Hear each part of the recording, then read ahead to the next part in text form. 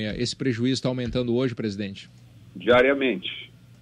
Eu pedi, no final de semana, eu pedi para o setor econômico que estimasse os prejuízos, né? Porque, como você sabe, eles são variados, né? Eles variam de tipo de empresa para tipo de empresa. Te dou um exemplo. Eu que faço bens de capital, caldeiras, tanques, eu perco dias de produção, né? Porém, eu perco no faturamento, vamos dizer assim, porque eu tenho que pagar minha folha e tudo mais. Agora, quem produz, vamos dizer, frango, tá? Leite, ele produz no faturamento e no insumo que ele já comprou. Porque ele não vai poder devolver ao fornecedor o insumo que ele comprou, porque ele não vai pagar o insumo porque teve a greve. O meu aço não deteriora, né? Ele não fica velho. Sim. Agora, o perecível, ele tem esse problema. Então, varia de empresa para empresa. A estimativa nossa foi de 1 bilhão e 600 milhões de segunda até domingo. Quais são os setores, na sua opinião, os mais atingidos, presidente? Bom dia, Rosane. Bom dia. Eu vi a tua análise na 0 Hora, muito bem feita, como sempre. Né? Obrigada. E daí, os setores mais atingidos vai pegar o setor de alimentação, né? Esse setor de distribuição, gás, nós temos que levar em conta que daqui a pouco pode faltar gás nas residências, né?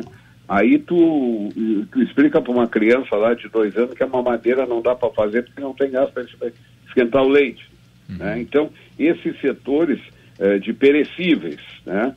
Eles são os mais atingidos. Eu tenho um colega nosso, que eu vou me reservar o direito de não dizer o nome, ele diz que ele tem 80 milhões de transporte dos produtos deles que são refrigerados nas estradas do Paraná, Rio Grande do Sul, Santa Catarina e São Paulo. Ora, como tu sabe, o setor de refrigeração de um veículo funciona a partir do motor do veículo, né? E esse vai consumindo diesel, tá? Daqui a pouco falta o diesel, aquele produto vai perecer. Ele é perecível, vai perecer porque ele fica impróprio para consumo, né? Então é um setor gravemente afetado. Ele diz que já faz 7 ou 8 dias que os veículos deles estão parados, né? Porque ontem eu fui a Caxias, vocês estavam dizendo negócio dos postos, e eu tinha 2 compromissos lá, eu fui até Caxias do Sul. Na volta, eu voltando 9 e pouco da noite, ali em Portão, tu não vai acreditar no que eu vi, tinha uma fila para abastecer num posto, que talvez tivesse, ela devia ter 4 a 5 quilômetros. Eu fiquei imaginando o tempo que aquelas pessoas levariam para ser atendidas, 3, 4, 5 horas. E não está sendo diferente hoje, né, presidente?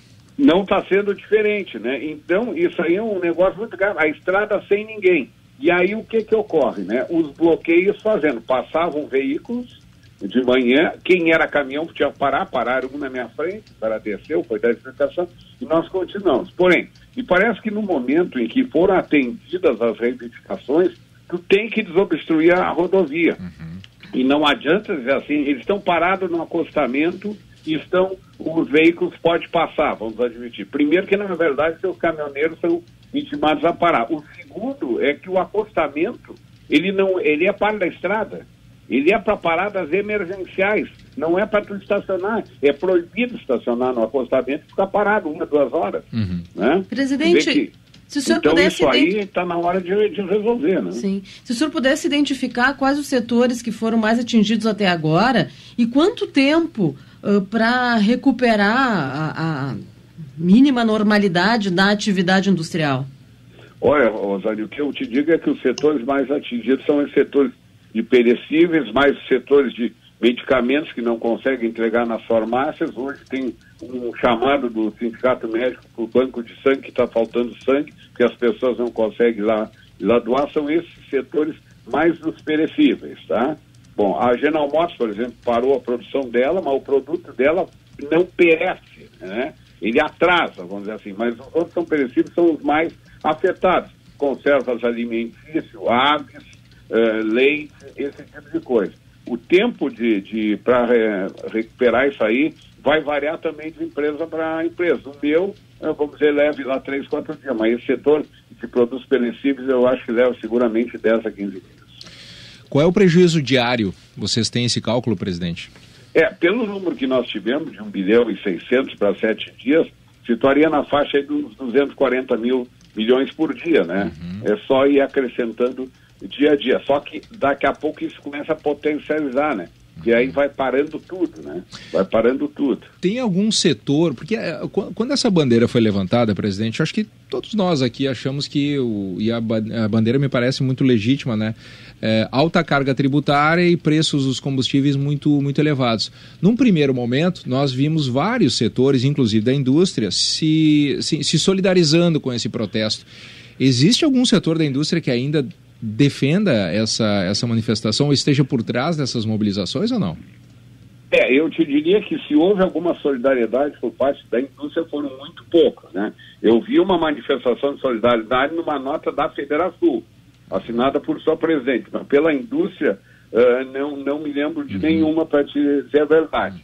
Agora, o problema principal, a meu ver, não foi nem dos impostos, que eles já estavam, foi do fato da Petrobras estar subindo diariamente o dia, o que é profundamente lamentável. É inadmissível que o presidente da Petrobras, que foi colocado lá com o sentido de recuperar ela e voltar a botar ela nos eixos, isso ele conseguiu, em grande parte vendendo ativos também, vamos deixar claro, não foi só na gestão, tá? Não foi só nas reduções de custo, foi vendendo ativos da Petrobras, conseguiu fazer um resultado e tudo mais. Porém, ele subiu o preço todo dia, ele tira a referência, como é que alguém dá um frete e vai conseguir cumpri-lo depois? Para tu ter uma ideia, frete fundamentalmente é diesel e pneu, tá?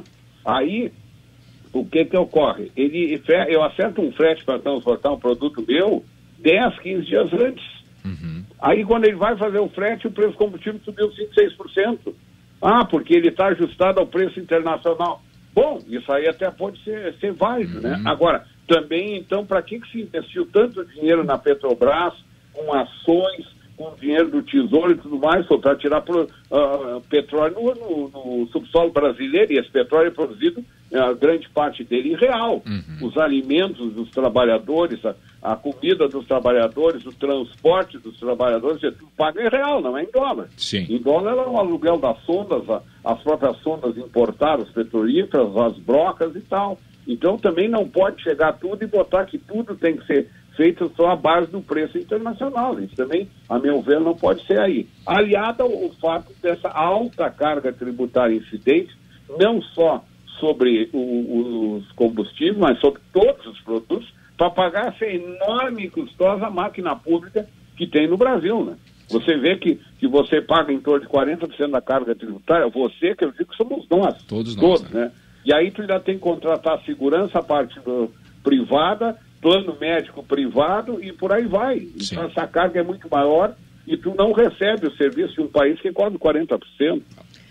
Presidente, jogando para frente um pouco, porque a greve não terminou, ela continua ainda forte em alguns estados, inclusive aqui no Rio Grande do Sul, apesar desse acordo fechado com o governo, de governo ter cedido a reivindicações que, segundo o Ministério da Fazenda, elas têm um custo e esse custo será bancado pelo contribuinte em geral, porque haverá o aumento de outros impostos.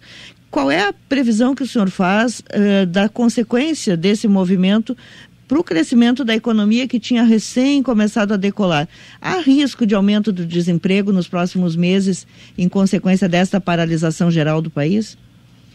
Elaine, você é uma excelente analista política, tá?